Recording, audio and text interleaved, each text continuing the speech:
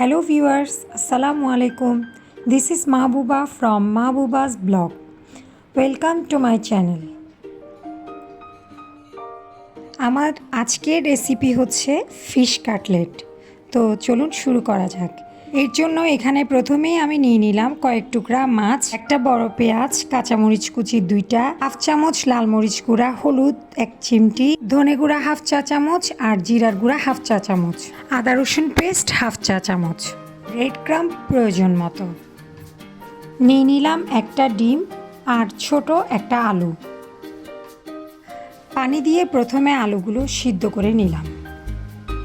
সিদ্ধ করা হয়ে গেলে ওই একই পানিতে মাছের টুকরাগুলো দিয়ে দিলাম।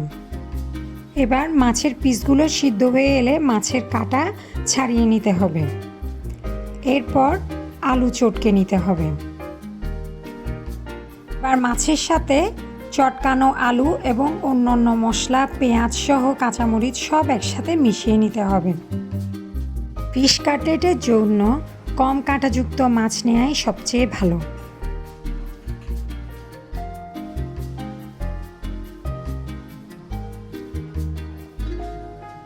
এরপর 1 প্যাকেট ম্যাগি মশলা দিয়ে দিলাম। আমি পুরো মশলার প্যাকেটটাই দিয়েছি, আপনারা চাইলে কমও দিতে পারেন। এরপর স্বাদমতো লবণ অ্যাড করে দিলাম আর দিলাম ডিমটা ফেটিয়ে দিলাম। এরপর সবগুলো একসাথে মিশিয়ে নিতে হবে।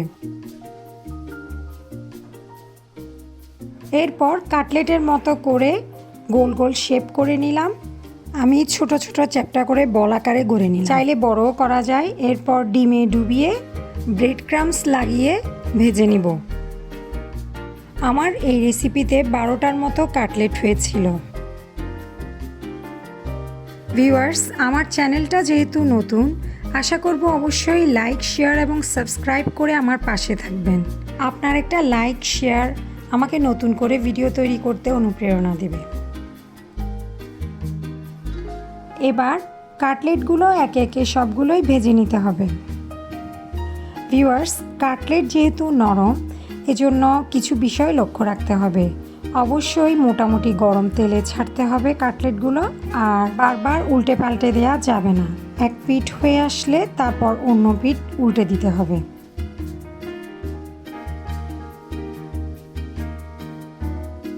তো ভিউয়ার্স, আমার কাটলেটগুলো এই তো রেডি হয়ে গেল। আমার এই রেসিপি দেখে আপনারা যদি কাটলেট তৈরি করে থাকেন তাহলে কমেন্ট বক্সে অবশ্যই জানাবেন। ভিউয়ার্স, এখন কিছুটা মেয়োনেজ এবং সস দিয়ে কাটলেটগুলো ডেকোরেশন করে দিলাম।